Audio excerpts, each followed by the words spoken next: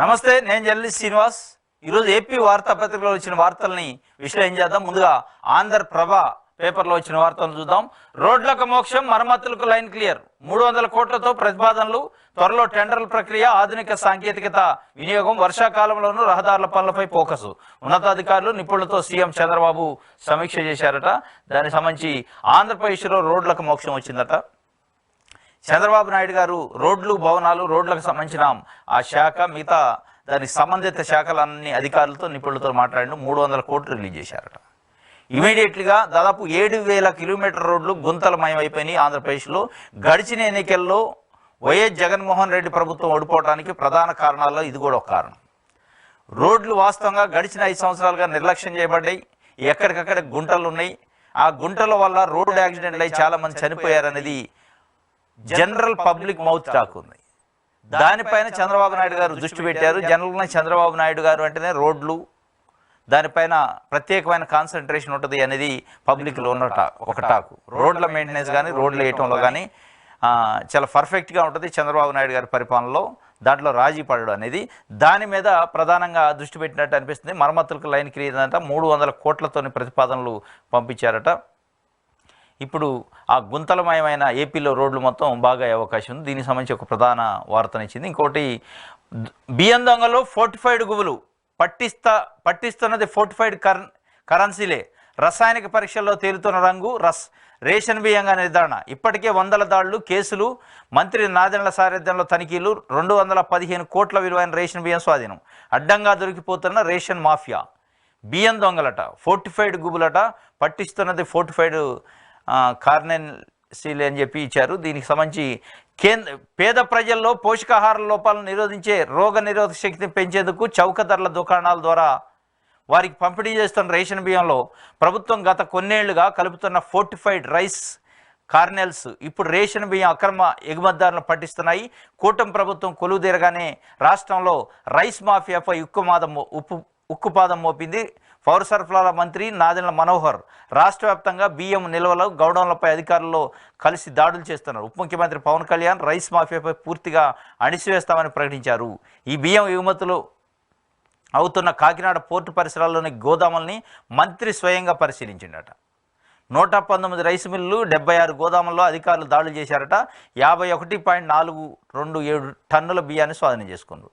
ఇది మొత్తానికి ఈ రేషన్ బియ్యం మాఫియా అనేది 2 తెలుగు రాష్ట్రాల్లో పెద్ద ఎత్తునుంది. అసలు ఈ మాఫియాకి ఎక్కడ ఎండు పడిద్ది, ఎక్కడ ఎండు కాడు పడిద్ది, అసలు ఎక్కడ దీన్ని ఫుల్ స్టాప్ పెట్టాలనేది ఏ ప్రభుత్వాలు వచ్చినా ఇదే పరిస్థితుంది. ఇప్పుడు కొత్తగా పౌర సరఫరా శాఖ మంత్రి నాదెండ్ల మనోహర్ గారు జనసేన పార్టీ నుంచి ఉన్న కాబట్టి జనసేన అధ్యక్షుడు పవన్ కళ్యాణ్ గారు అది ఒక ప్రత్యేకమైన ఎజెండాగా పెట్టుకుంటూ రేషన్ బియ్యం మాఫియా అనేది పూర్తిగా ఉక్కుపాదం మోపాల్సిందే దానిపైన. కానీ విచిత్రం ఏంటంటే ఏ గవర్నమెంట్ కైనా తెలవాల్సింది, మీరు ఉక్కుపాదం మోపాలంటే ఈ ఫోర్టిఫైడ్తోనూ ఇంకో దాంతోనూ ఆగదు. ఆగాల్సిందల్లా మీరు రేషన్ బియ్యాన్ని సన్న బియ్యం పంపిణీ చేయాలి అనేది ప్రజలు కోరుకుంటున్నారు. సన్న బియ్యం ప్రజలు తినటానికి అవకాశం ఉన్న బియ్యాన్ని మీరు పంపిణీ చేయగలిగితే ఈ మాఫియా దాని అంతటా అదే కుప్పకూలిపోద్ది. ఎందుకంటే ఎవడు బియ్యం అమ్మడు. రేషన్ బియ్యం రేషన్ షాపులో తీసుకొని మళ్ళీ అమ్మే పరిస్థితి ఉండదు. ఎందుకంటే సన్న బియ్యం కాబట్టి తినే అవకాశం ఉంది కాబట్టి తింటారు. ఆ పరిస్థితి లేనందువల్లనే ఇవాళ ఇగో ఈ మాఫియా ఉంది. మీరు ఎన్ని విజిలెన్స్ దాడులు చేయండి, ఎన్ని తనిఖీలు చేయండి, ఎన్ని స్క్వాడ్లు పెట్టండి, ఇది జరుగుతూనే ఉంటుంది, జరుగుతూనే ఉంది కూడా. కొన్ని దశాబ్దాలుగా దానిపైన ఏదో చేయాలని వచ్చిన ప్రభుత్వంలో ఏదో ఒక స్టెప్ తీసుకుంటుంది, కానీ అది సక్సెస్ అవ్వట్లేదు. వీటన్నిటికంటే ఈ విజిలెన్స్ పైన ఖర్చు దండగా, తనిఖీల పైన ఖర్చు దండగా, దీనిపైన అధికారులు జీతాలు దండగా, దీనికంటే కూడా మీరు ఇచ్చే బియ్యమే క్వాలిటీ బియ్యం ఇస్తే, తినే బియ్యం సన్న బియ్యం ఇస్తే ఇగో ఈ ఎగుమతులు, ఈ వ్యవహారం మాఫియా ఆటంతటా అయ్యే బంద్ అవుతుంది. ఎవడు బంద్ చేయాల్సిన అవసరం లేదు. ప్రజలు రేషన్ షాపులో తెచ్చుకుంటూ తింటారు. ఇది అసలు చేయాల్సింది చేయకుండా, జబ్బుకి వేయాల్సిన మందు వేయకుండా ఏదేదో వేస్తున్నారు తప్ప అసలు వేయాల్సిన మందు ఏంటంటే సన్న బియ్యం పంపిణీ చేయాలి. దానిపైన ఇప్పుడు మొత్తం కొత్త ప్రభుత్వం వచ్చింది కాబట్టి కొత్త ప్రభుత్వం దానిపైన చర్యలు తీసుకోవాలి. ఎందుకంటే తెలంగాణలో ఇచ్చిన కాంగ్రెస్ పార్టీ ప్రభుత్వం ఆ దిశగా చర్యలు తీసుకుంటుంది. సన్న బియ్యమే పంపిణీ చేయాలి రేషన్ షాపులలో అని చెప్పి. ఇప్పటికే తెలంగాణ ప్రభుత్వం హాస్టల్స్లో, ప్రభుత్వ హాస్టల్స్లో సన్న బియ్యాన్ని పంపిణీ చేస్తుంది పిల్లలకి. గతంలో ఉమ్మడి ఆంధ్రప్రదేశ్ ఉన్నప్పుడు సన్నబియ్యం లేవు హాస్టల్స్లో, దొడ్డు బియ్యమే ఉండేది. ఆ దొడ్డు బియ్యంలోనే పురుగులు వచ్చిన అన్నం తినేది హాస్టల్ పిల్లలు.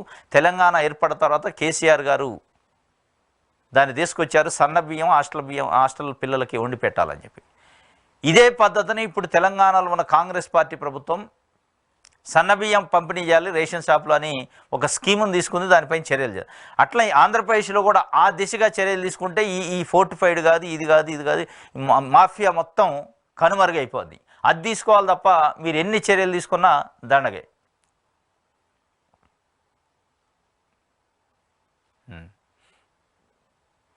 చెత్త నుంచే సంపద సృష్టి అట, చెత్త నుంచి సంపదని సృష్టించవచ్చట పవన్ కళ్యాణ్ గారు, పంచాయతీరాజ్ శాఖ మంత్రి, డిప్యూటీ సీఎం చెబుతుండు.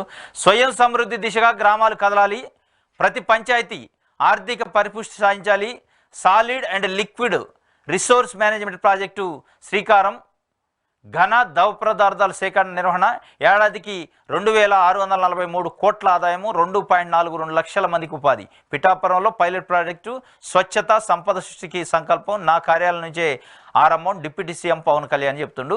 పైలట్ ప్రాజెక్టుగా పిఠాపురంలో ఒకటి పెడుతున్నారు. అదేంటంటే solid and liquid resource management అనే ఒక ప్రాజెక్ట్ని తీసుకున్నారు. దాన్ని పైలట్ ప్రాజెక్టుగా ఉప ముఖ్యమంత్రి పవన్ కళ్యాణ్ గారు కాన్స్టిట్యున్సీ పిఠాపురంలో పెట్టారు. అంటే ఏదైతే మనం యూజ్డ్ చెత్త ఉందో, చెత్త కింద మనం ప్రతిసారి బయట వేస్తూ ఉంటామో, డంపింగ్ యార్డ్స్లోకి తీసుకెళ్ళి దాన్ని ఎక్కడో డంప్ యార్డ్స్లో వేస్తూ ఉంటారు ఈ మున్సిపల్ డిపార్ట్మెంట్ వాళ్ళు, గ్రామ పంచాయతీ డిపార్ట్మెంట్. అది కాకుండా దీనికి ఒక కొత్త ప్రాజెక్ట్ అట, ఒక 12 గంటల లోపు చెత్త వేసిన తర్వాత 12 గంటల లోపు సేకరించి దాని నుంచే సంపద సృష్టించవచ్చు. అంటే దాన్ని రిఫైన్ చేసి కొత్తగా దాని నుంచి కొన్ని వస్తువులు అవి తయారు చేసే అవకాశం ఉందంటే దానికి సంబంధించి ఒక పైలట్ ప్రాజెక్టుని తీసుకున్నారు. 2643 కోట్ల సంపద సృష్టించవచ్చట. దీన్ని చూద్దాం ఏందో. జాతిపిత మహాత్మా గాంధీ కళ్ళగన్న గ్రామ స్వరాజ్యాన్ని నీరుగార్చారు, పల్లెలు నిర్వీర్యంగా మారాయి, ఈ పరిస్థితుల్లో మార్పు తీసుకురావాలి, స్వయం పోషకాలుగా గ్రామాలు ఎదగాలని ఉప ముఖ్యమంత్రి పవన్ కళ్యాణ్ ఆకాంక్షించారు. గ్రామీణ ప్రాంతాల్లో పారిశుద్ధ్యంపై ప్రత్యేక శ్రద్ధ వహించడంతో పాటు ఘన ద్రవ పదార్థాల నిర్వహణతో సంపద సృష్టించవచ్చన్నారు. స్వచ్ఛత సంపదతో పల్లె సీమలు కళకళలాడాలని, అందుకు తమ వంతు ప్రయత్నాలు చేస్తామన్నారు. పనికిరాదనే చెత్త ద్వారా కోట్లాది రూపాయల ఆదాయ వనరులతో పాటు లక్షలాది మందికి ఉపాధి కల్పించే దిశగా అడుగులు వేస్తున్నట్టు చెప్పారు. ఇందులో ప్రతి గ్రామ పంచాయతీ, ప్రతి పౌరుడు భాగస్వామ్యం పంచుకోవాలని పిలుపునిచ్చారు. పనికిరాదని పడేసే చెత్తతో కోట్ల రూపాయల సంపద సృష్టించవచ్చని, లక్షల మందికి ఉపాధి కల్పించవచ్చని పునరుద్ఘాటించారు. ఘన వైద్యార్థం 12 గంటల లోపు స్వీకరించగలిగితే సంపద వస్తుందని, వ్యర్థాల నిర్వహణ శాస్త్రీయ పద్ధతిలో చేపట్టాల్సి ఉంటుందని, దీనివల్ల ఒక గ్రామీణ ప్రాంతాల్లోనే ఏడాదికి 2643 కోట్ల సంపద సృష్టించడంతో పాటు 2,42,000 మందికి ఉపాధి కల్పించవచ్చు అని, వస్తువులు వినియోగించడం విసిరిపారనే తప్ప క్లోనింగ్తో సంబంధం లేదనే భావన మన ధరిలో వేళ్ళు అనుకొని ఉందని, ఆ భావన మారకపోతే భవిష్యత్ తరాలకు తీవ్ర నష్టం జరుగుతుందని చెప్పిండు. ఇది దానికి సంబంధించిన పైలట్ ప్రాజెక్ట్ అట.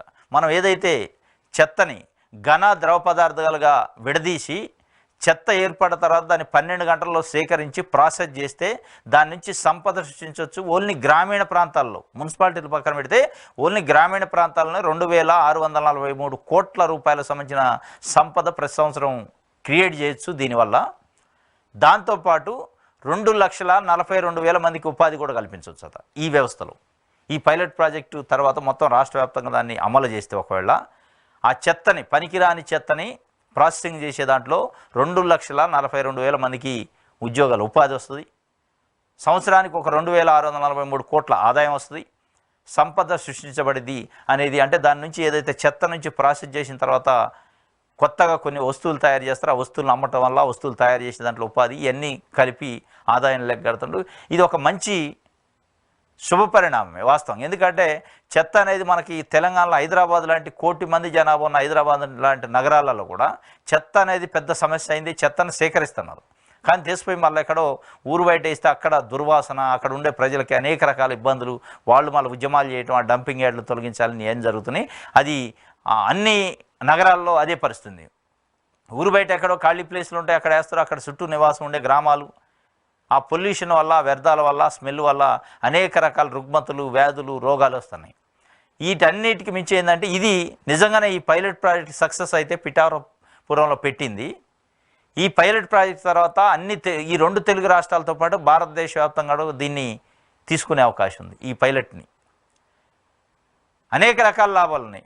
వ్యర్థాలు స్మెల్ రాదు, వ్యర్థాలపైన రోగాలు ఇది వచ్చే అవకాశం లేదు వాటి వల్ల ప్రజలకి. దాంతోపాటు సంపద వస్తుంది, సంపదతో పాటు ఉపాధి వస్తుంది. ఇవన్నీ ఉన్నాయి కాబట్టి ఇది వాస్తవంగా చెత్త నుంచి సంపద సృష్టి. దీనికి సంబంధించి అయితే ఒక నాంది పలికారు పవన్ కళ్యాణ్ గారు. చూడాలి ఏం జరిగిద్దని.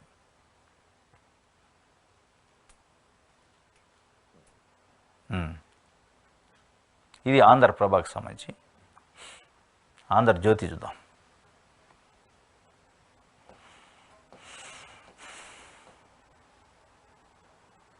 గ్యారంటీగా గోల్మాలే, చెల్లని ష్యూరిటీలతో డిస్కమ్ల నుంచి భారీగా అడ్వాన్సులు.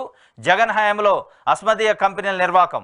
ఆ కంపెనీలకు వేల కోట్ల స్మార్ట్ మీటర్ల కాంట్రాక్టులు. విదేశాల్లోనూ ఓ బ్యాంక్ గ్యారంటీతో భారీగా అడ్వాన్సులు. ఆ గ్యారంటీలకు అభ్యంతరం చెప్పని డిస్కమ్లు దేశీయ బ్యాంకు గ్యారంటీలు తీసుకోవాలని రూల్ బ్రేకు. సంతోష్ రావు, పద్మ జనార్దన్ రెడ్డి తీరు వివాదాస్పదం. దందాలో వైసీపీ అధికారుల వ్యవహరించారన్న విమర్శలు. విజిలెన్స్ దర్యాప్తు జరపాలని సర్వత్రా డిమాండ్. పెండింగ్ పై దోబూచులాట. ఇది మొత్తానికైతే గోల్మాల్ జరిగిందట గ్యారంటీలలో. డిస్కమ్ల నుంచి స్మార్ట్ మీటర్ల ఫిట్ చేయడానికి స్మార్ట్ మీటర్లు ఏదైతే ఉన్నాయో వాటి ఫిట్టింగ్కి సంబంధించి కొన్ని కాంట్రాక్టులు ఇచ్చారట. ఆ కాంట్రాక్టర్లకి గ్యారంటీలు ఇచ్చారట. ఏం గ్యారంటీలు? చెల్లని షూరిటీలతో బ్యాంక్ గ్యారంటీలు ఇచ్చి ప్రభుత్వమే చెల్లని షూరిటీలతో ఆ కాంట్రాక్టర్లకు లోన్లు ఇప్పించింది. ఆ లోన్లు ఇప్పుడు వాళ్ళు చెల్లించకపోతే అది మొత్తం కూడా ప్రభుత్వం పైన పడింది భారం. ఇది పెద్ద ఎత్తున గోల్మాల్ జరిగింది. దీంట్లో జగన్కి సంబంధించిన జగన్మోహన్ రెడ్డికి వత్తాసు పలికిన అధికారుల పాత్ర ఉంది. దాంట్లో పద్మా జనార్దన్ రెడ్డి, సంతోష్ రావుకి సంబంధించిన పాత్ర ఉందని చెప్పి ఆంధ్రజ్యోతి ఒక పత్రికలో ఆంధ్రజ్యోతి ఒక ప్రధానమైన వార్తగా రాసింది. మరి దీంట్లో ఎంత నిజం ఉంది, ఎంత అబద్ధం ఉంది మనం క్రాస్ చెక్ చేసుకోవాలి. ఎందుకంటే ఆంధ్రజ్యోతి రాసిందంటేనే ఒక స్పెషల్ ఎజెండా ఉంటుంది. ఒక స్పెషల్ ఎజెండాతోనే ఆయనకి వ్యతిరేకంగా ఉన్న అధికారులు, ఆయనకు వ్యతిరేకంగా ఉన్న నాయకులకు సంబంధించి ఏబిఎన్ రాధాకృష్ణ గారు వార్తలు రాయటం అనేది మనం చూస్తున్నాం. మరి దీంట్లో నిజంగానే గోల్మాల్ ఉందా? నిజంగానే షూరిటీ లేకుండా లోన్లు ఇస్తారా అంటే సరైన షూరిటీలు లేకుండా చెల్లని షూరిటీలతో డిస్కమ్లకి నుంచి భారీగా అడ్వాన్సులు సేకరించాలంటున్నాడు. అట్లా ఇచ్చే అవకాశం ఉందా, ఇచ్చారా అనేది ఇప్పుడు తెలవాలి. అంటే ఆంధ్రజ్యోతి ఒక ఎజెండా ఫిక్స్ చేద్ది. తెలుగుదేశం పార్టీ ఏం చేయాలి, ఎవరిపైన చర్యలు తీసుకోవాలి, ఎవరిపైన ఇన్వెస్టిగేషన్ చేయాలి, ఎక్కడ అవకతవకలు జరిగినాయి అనేది చెప్పడానికి ప్రయత్నం చేద్ది. దాంట్లో కానీ ఆ అవకతవకలు ఆయన దృష్టిలో ఆయనకు వ్యతిరేకంగా ఉన్న వ్యక్తులు చేస్తేనే అవకతవకలు. ఆయనకు వ్యతిరేకంగా ఉన్న వ్యక్తులు, ఆయనకు వ్యతిరేకంగా ఉన్న సంస్థలు, ఆయనకు లొంగన సంస్థలు, ఆయనకు లొంగన వ్యక్తులు, లొంగన ఆఫీసర్లు చేస్తేనే అది అవకతవకలు, అవినీతి ఆరోపణలు. ఆయనకు లొంగి పనిచేసే అధికారులు కానీ, ఆయనకి వ్యతిరేకంగా లేకుండా ఆయనకు లొంగి ఆయనకు బెండ్ అయిన సంస్థలు కానీ వ్యక్తులు ఉంటే వాళ్ళు నీతిపరులు, నిజాయితీపరులు, ఆణిముత్యాలు. ఇట్లా ఉంది కాబట్టే ఇప్పుడు గడిచిన దాదాపు నెల రోజుల నుంచి ఫ్రీక్వెంట్గా వేస్తారు వార్తలు ఆంధ్రజ్యోతులు.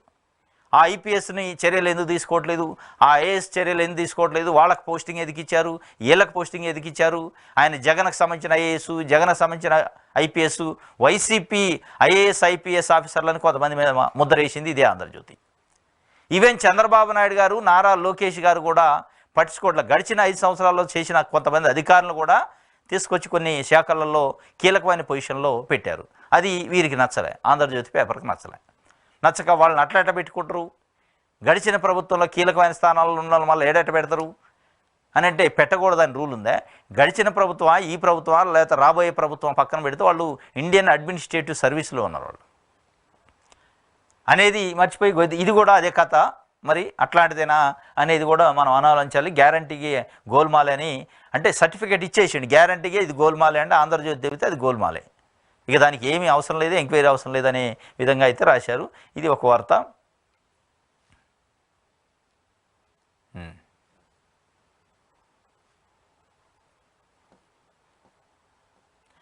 ఇది ఆంధ్రజ్యోతికి సంబంధించి.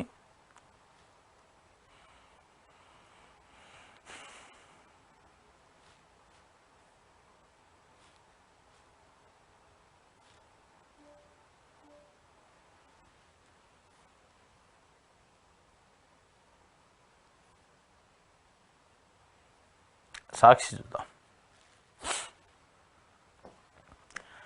సాక్షిలో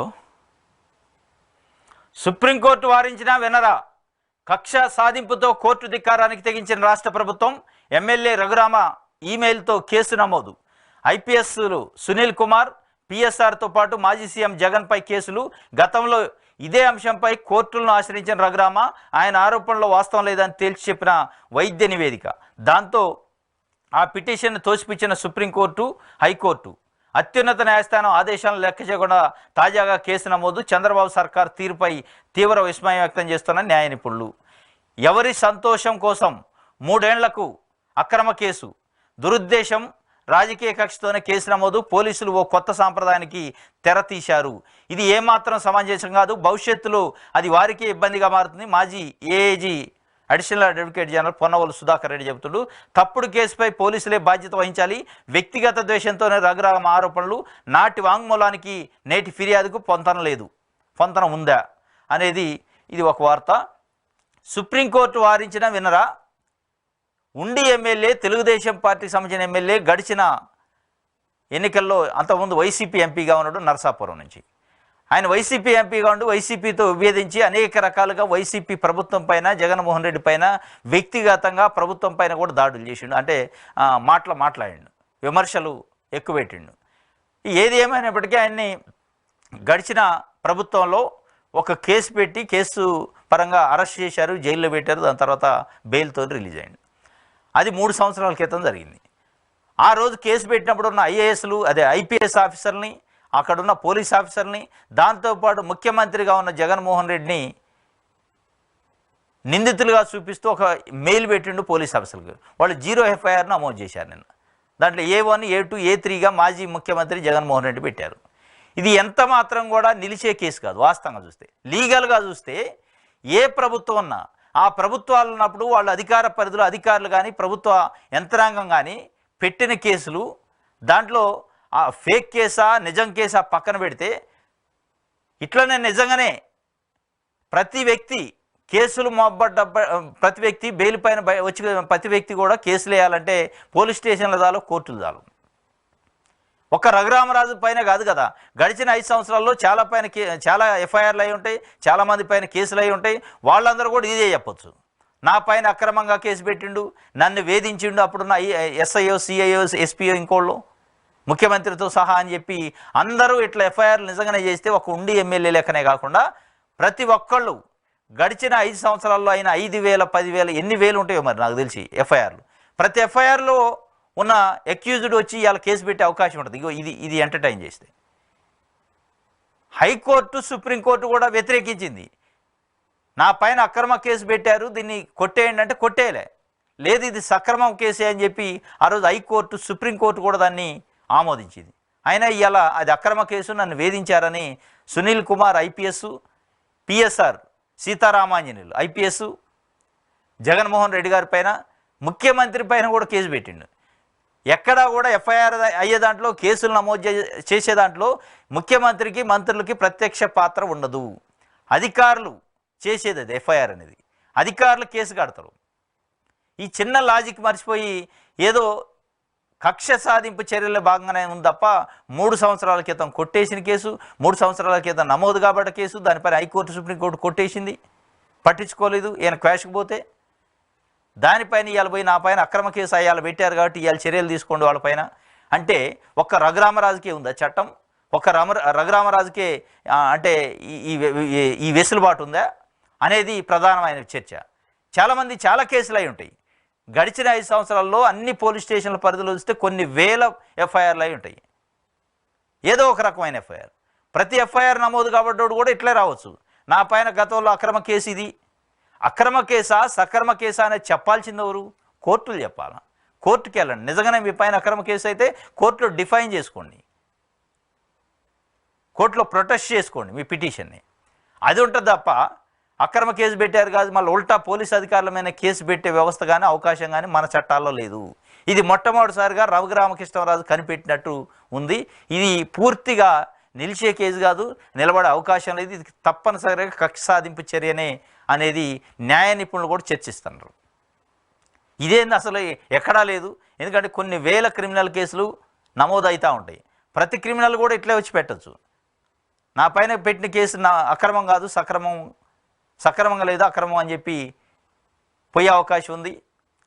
కానీ అది కాదు, ఒక పోలీస్ ఆఫీసర్ కేసు నమోదు చేశాక ఎఫ్ఐఆర్ చేశాక దానిపైన ఏమైనా మీకు అభ్యంతరాలు ఉంటే న్యాయస్థానంలో కౌంటర్ వేసుకోవాలి, న్యాయస్థానంలోనే ఫైట్ చేయాలి తప్ప మళ్ళా పోలీస్ ఆఫీసర్ మీద రివర్స్ ఎఫ్ఐఆర్ చేసే సిస్టమ్ మన వ్యవస్థలో లేదు.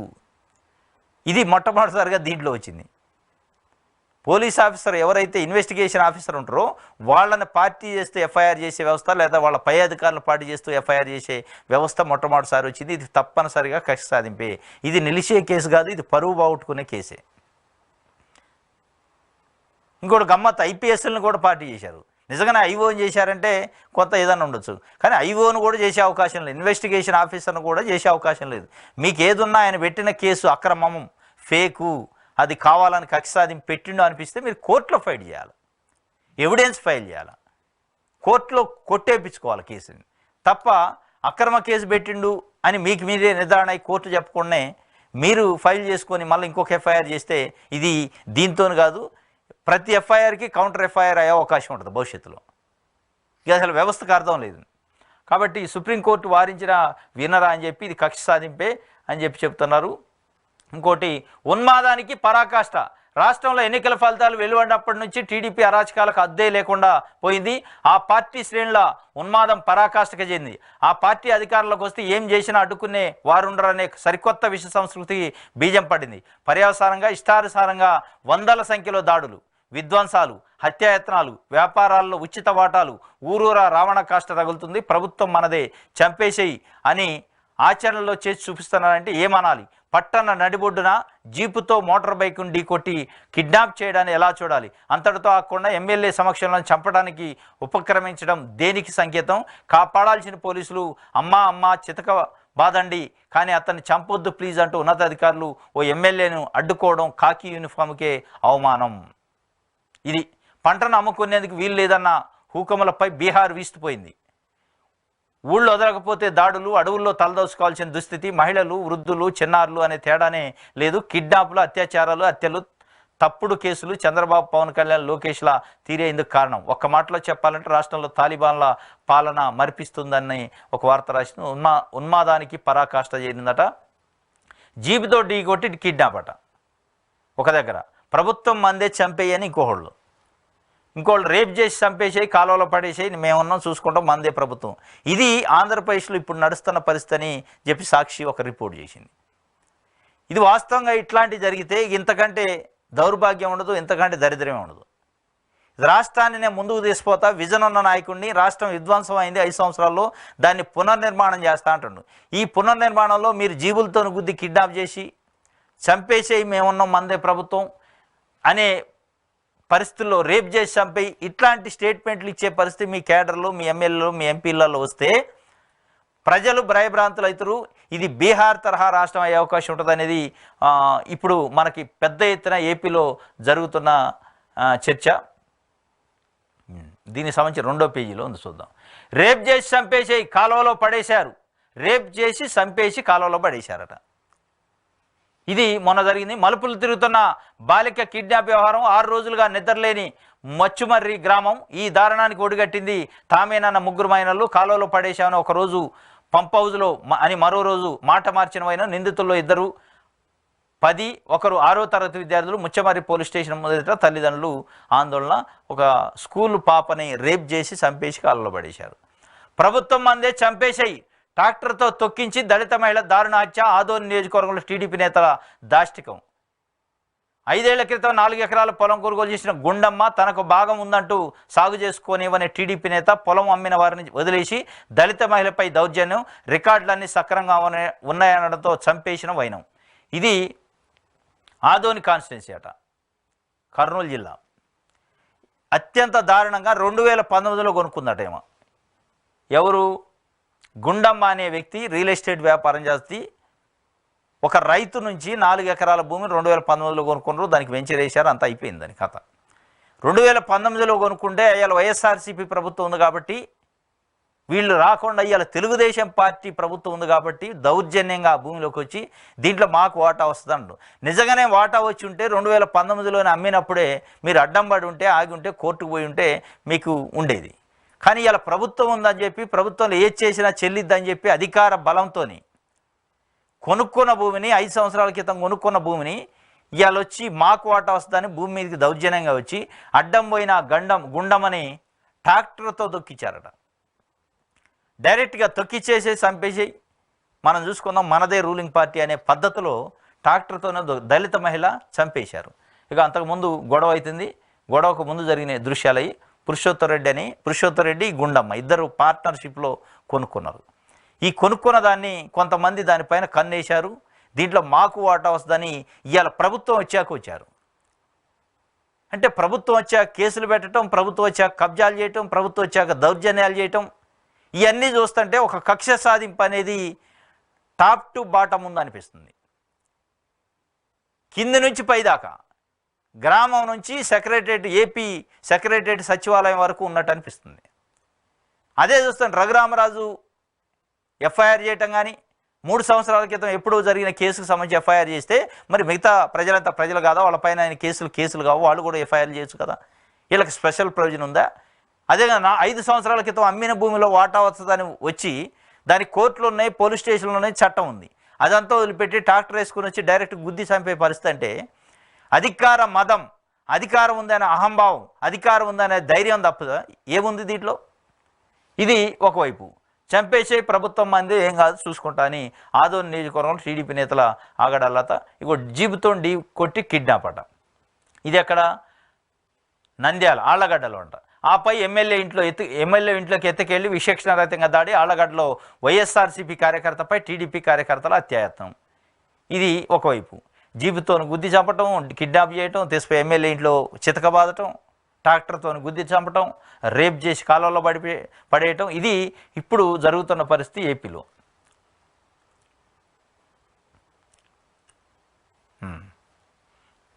దీంతోపాటు తల్లికి వందనంపై సర్కారు దొంగాట, ఈచ్ మదర్ అని ఉత్తర్వుల్లో ఇచ్చి ఇప్పుడు బొంకుతున్న ప్రభుత్వం ఎంతమంది పిల్లలున్నా ఇస్తామని ప్రకటన చేయకుండా దోబూచులాట.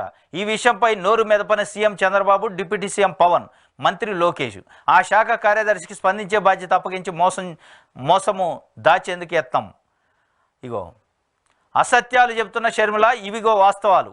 అమ్మకు వందనం పథకంపై బాబు యూటర్న్, సర్వత్రా విమర్శలతో సంకటస్థితిలో టీడీపీ ప్రభుత్వం. సరిగ్గా ఈ సమయంలోనే నేనున్నట్టు రంగంలోకి దిగిన షర్మిల టీడీపీ వైఫల్యాలను కప్పించేందుకు వైఎస్ఆర్సీపీపై ఆరోపణలు. అమ్మఒడి పథకంపై దుష్ప్రచారంతో కూటమిని కాపాడే ప్రయత్నం చేస్తుందట ఏం గారు. మొత్తానికైతే అమ్మఒడికి సంబంధించి ఈచ్ మదర్ అని జీవో నెంబర్ 29 రిలీజ్ చేశారు. దానిపైన పెద్ద ఎత్తున సోషల్ మీడియాలో ప్రజల్లో చర్చ జరుగుతుంది. అమ్మఒడి అనేది ప్రతి ఇంట్లో ఎంతమంది పిల్లలు ఉంటే అంతమంది పిల్లలకు సంబంధించి ఆ తల్లి అకౌంట్లో వేస్తాం. ఒకరా, ఇద్దరా, ముగ్గురా, నలుగురా పక్కన పెడితేని చంద్రబాబు నాయుడు గారే స్వయంగా అనేక పబ్లిక్ మీటింగ్లో చెప్పిండు. దాంట్లో దాచిపెట్టేది వీడియోలు, ఆడియోలు ఉన్నాయి. 4 విద్యార్థులు ఉంటే 60,000 రూపాయలు ఆ తల్లి అకౌంట్లో వేస్తామని చెప్పిండు. ఆ అమ్మఒడిని మార్చి అలా తల్లికి వందనం అన్నాడు. ఆ తల్లికి వందనం పేరుతోని తల్లికి వందనం అమలు కోసం జీవో నెంబర్ 29 రూపంలో ఒక జీవోని తీసుకొచ్చారు. ఆ తల్లికి వందనానికి పంగనామాలు పెట్టే కార్యక్రమం చేసేదానికి ఆ జీవో నెంబర్ 29. అందులో స్పష్టంగా ఈచ్ మదర్ 15,000 అని రాసిండు. ఈచ్ మదర్కి 15,000 క్రెడిట్ చేస్తామంటే ఈచ్ మదర్ అంటే ఒక మదర్ ఒక్కళ్ళే ఉంటారు, కానీ పిల్లలు 3 ఉండొచ్చు, 2 ఉండొచ్చు, 4 ఉండొచ్చు. ఈచ్ చైల్డ్ అనలే.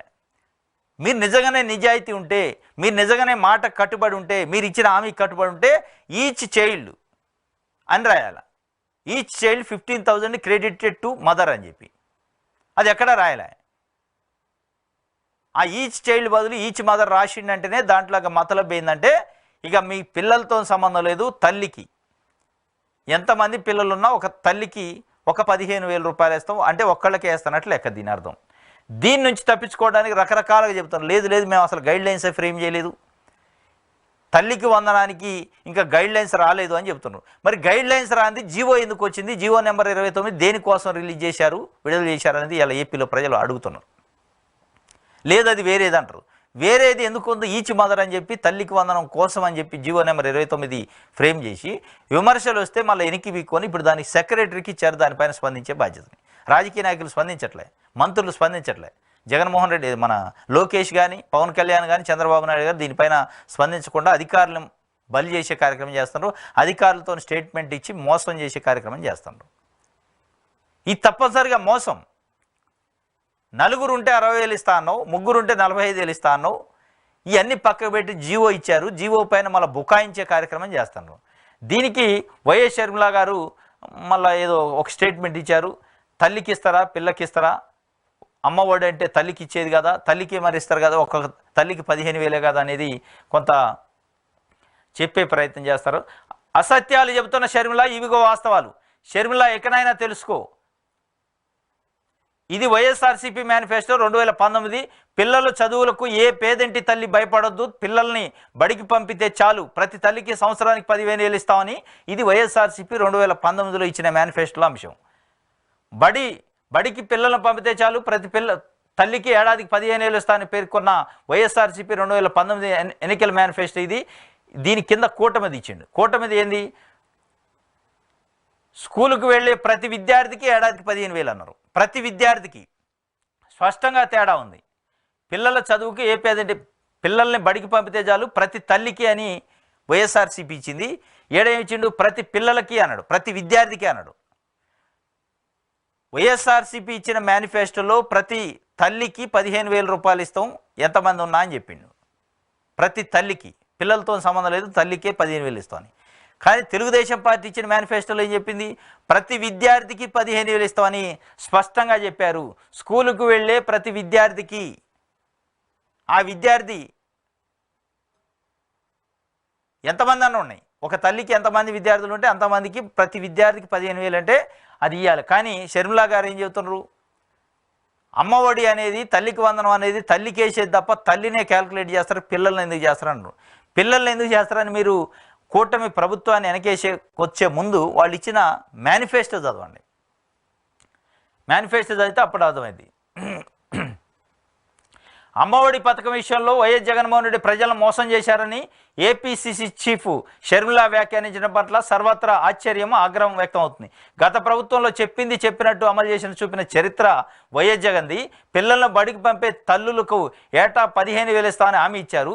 ఆ మేరకు మాట నిలుపుకున్నారు. జగన్ ప్రతి తల్లికి 15,000 ఇచ్చారని, తాము అధికారంలోకి వస్తే ఇంట్లో ఎంతమంది పిల్లలుంటే అంతమందికి 15,000 చొప్పున ఇస్తామని చంద్రబాబు సహా కూటమి నేతలంతా హామీ ఇచ్చారు.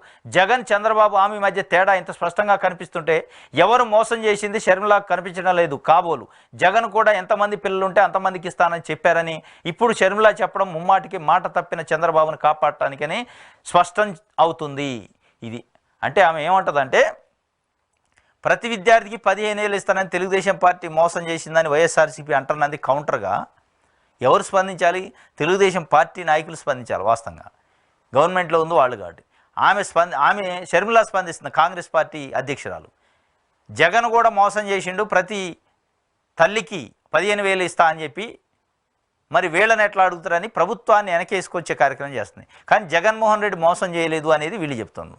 ఎందుకంటే ప్రతి తల్లికి 15,000 ఇస్తానన్ను ఇచ్చినాము, కానీ చంద్రబాబు నాయుడు ప్రతి విద్యార్థికి 15,000 ఇస్తానని చెప్పిండు, మోసం చేసిండు. దాన్ని మోసం అంటారు, మేము చేసింది మోసం అనరు అని. ఇంకోటి గమ్మత్తు ఏంటంటే ఇక్కడ తెలవాల్సింది, 2019 ఎన్నికల్లో వైఎస్ఆర్సీపీ మేనిఫెస్టోను పట్టుకొని ప్రచారం చేసిన వ్యక్తి వైఎస్ షర్మిల.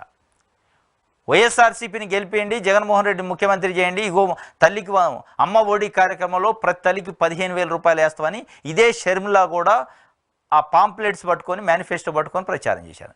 ఇవాళ మీరు వచ్చి జగన్మోహన్ రెడ్డి మోసం చేశారని 5 సంవత్సరాల తర్వాత గవర్నమెంట్ పోయిన తర్వాత అంటే ప్రజలు ఎట్లా అమ్మాలా? ఏం అర్థం చేసుకోవాలా? ఇది తెలుగుదేశం పార్టీకి తోక పార్టీ అనుకోరా? కాంగ్రెస్ పార్టీని తెలుగుదేశం పార్టీకి తోక పార్టీ అధ్యక్షురాలు అనుకోరా? చేసింది మోసం ఎవరు? మీరు ఇవాళ ఎవరి పక్షాన ఉండాలా? ప్రజల పక్షాన ఉండాలి. ప్రజలకి ప్రభుత్వం మోసం చేస్తుంటే ప్రభుత్వాన్ని నిలదీయాల్సింది పోయి ప్రభుత్వాన్ని వెనకేసుకొస్తూ గడిచిన ప్రభుత్వంలో మోసం జరిగింది కాబట్టి ఇప్పుడు జరిగినా పర్లేదు అనే విధంగా ప్రజల్ని మభ్యపెట్టే వ్యవహారం షర్మిల గారు చేస్తున్నారు అనేది స్పష్టంగా వాళ్ళు చెప్పారు. ప్రతి విద్యార్థి కానీ, ప్రతి తల్లికి అని జగన్మోహన్ రెడ్డి చెప్పిండు. తల్లికి అన్న మాట ప్రకారం 5 ఏళ్ళు తల్లికి వేసినాం మేమని వాళ్ళు చెప్తున్నారు. ప్రతి విద్యార్థికి అన్నందుకు విద్యార్థికి వేయాలని వీళ్ళు అడుగుతున్నారు. మీరు చెప్పాల్సిందేంది? తెలుగుదేశం పార్టీ ప్రతి విద్యార్థికి 15,000 ఎంతమంది విద్యార్థులు ఇంట్లో ఉంటే అంతమందికి వేయాల్సిందే, లేకపోతే మీరు మోసం చేసినట్టు మీ పైన ఉద్యమం చేస్తామని అడగాల్సింది పోయి మీరు భజన చేసే కార్యక్రమం చేస్తున్నారు అనేది స్పష్టంగా అర్థమవుతుంది.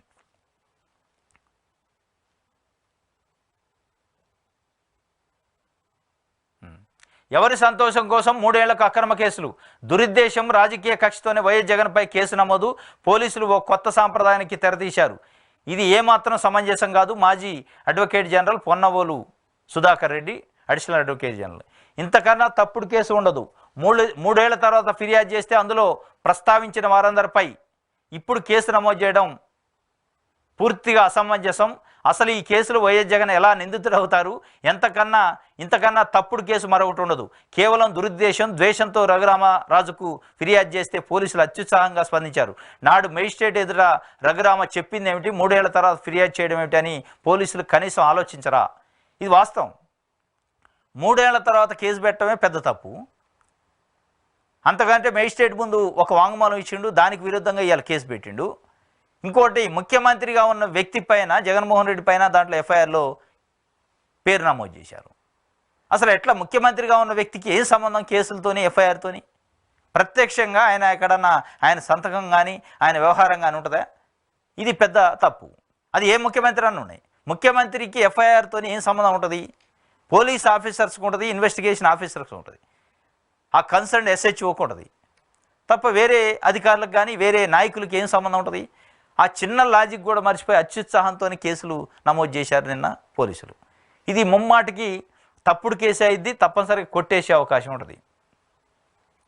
సరే, ఆయన టార్చర్ చేశారా లేదా అనేది ఇంకో అయితే దాన్ని లీగల్గా ఎదుర్కోవాలి తప్ప ఇది తప్పుడు కేసు కిందకే వద్దు గ్యారంటీగా. ఇది సాక్షికి సంబంధించి.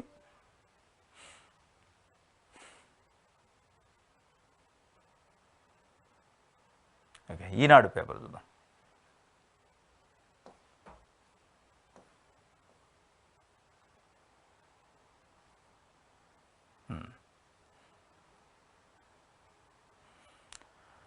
పోతూ జీపీఎస్ నోటిఫికేషన్ సంతకం. జూన్ 12న సెలవులో వెళుతూ సంతకం పెట్టిన ఎస్ఎస్ రావత్తు ఆయన పేరుతో శుక్రవారం నోటిఫికేషన్ గత ఏడాది అక్టోబర్ 20 నుంచి అమల్లోకి వస్తుందని వెల్లడి. ఇది జీపీఎస్, సిపిఎస్, ఓపీఎస్కి సంబంధించి ఓల్డ్ పెన్షన్ స్కీమ్ కావాలని రాష్ట్ర ప్రభుత్వ ఉద్యోగులు పెద్ద ఎత్తున ఉద్యమం చేస్తున్నారు. ఇది ఒక ఎజెండా అయింది ప్రతి ఎన్నికల్లో. దానిపైన గడిచిన ప్రభుత్వం, వైఎస్ఆర్సీపీ ప్రభుత్వం హామీ ఇచ్చింది. గతంలో వైఎస్ఆర్సీపీ ప్రతిపక్షంలో ఉన్నప్పుడు మేమే గెలిస్తే ఓల్డ్ పెన్షన్ స్కీమ్ని తీసుకొస్తామన్నారు. ప్రభుత్వంలోకి వచ్చాక వాళ్ళు ఇటు మెలకలు తిప్పి దాన్ని ఓపీఎస్ మేము చేయలేము, చేసే పరిస్థితి లేదు, అవకాశం లేదు, కాబట్టి జీపీఎస్ గ్యారంటీ పెన్షన్ స్కీమ్ పెడతాం అన్నారు. దాంతో సాటిస్ఫై కాలే అధికారులు, ఎవరైతే గవర్నమెంట్ ఎంప్లాయీస్. సాటిస్ఫై కాకపోతే దానిపైన జూన్ 12వ తేదీన అంటే ఎలక్షన్ రిజల్ట్ వచ్చింది, కొత్త ప్రభుత్వానికి సంబంధించిన క్లియర్గా వచ్చింది. దాని తర్వాత అక్కడ ఉన్న సెక్రటరీ ఎస్ఎస్ రావత్ సంతకం పెట్టిపోయిందట జీపీఎస్ పైన. కాబట్టి మేము అమలు చేస్తామని ఇప్పుడు కూటమి ప్రభుత్వం అంటుంది. అది నిజంగానే మీకు ప్రభుత్వ ఉద్యోగులపైన చిత్తశుద్ధి ఉంటే, ప్రభుత్వ ఉద్యోగులకు ఓపీఎస్ ఇవ్వాలని ఉంటే, తెలుగుదేశం పార్టీకి సంబంధించి గడిచిన ప్రభుత్వం మీరు కౌంటింగ్ అయిపోయి మీరు ప్రభుత్వం ఫామ్ చేస్తాం అనుకున్నాకనే సంతకం పెట్టిపోయిండు. ఒకవేళ అంతకు ముందు పెట్టినా మీరు నిజంగానే ప్రభుత్వ ఉద్యోగులకు న్యాయం చేయాలి, వాళ్ళది న్యాయమైన డిమాండే అమలు చేసే అవకాశం ఉంటే అవన్నీ రద్దు చేసి కూడా పెట్టచ్చు. ఏముందాడ ఆ ప్రభుత్వ నిర్ణయాన్ని రద్దు చేసి కూడా ఇలా మీరు ముందుకు పోయే అవకాశం ఉంటుంది. దాంట్లో తప్పేంది? ఎన్నో రద్దు చేస్తారు మీరు, ఎన్నిటిపైన పునర్సమీక్ష చేస్తారు. దీంట్లో చేయడానికి ఏముంది? కాబట్టి వాళ్ళు ఇచ్చారు కాబట్టి ఆయన సంతకం పెట్టి పెండు కాబట్టి మేము అమలు చేస్తామంటే తప్పనిసరిగా ఉద్యోగులను మోసం చేస్తానంటే. ఉద్యోగులకి నిజంగానే మీకు ఓల్డ్ పెన్షన్ స్కీమ్ ఇవ్వాలనే ఆలోచన కానీ ఆ చిత్తశుద్ధి ఉంటే తెలుగుదేశం పార్టీకి నిమిషం పని అది. ఏది దీన్ని రద్దు చేయటం.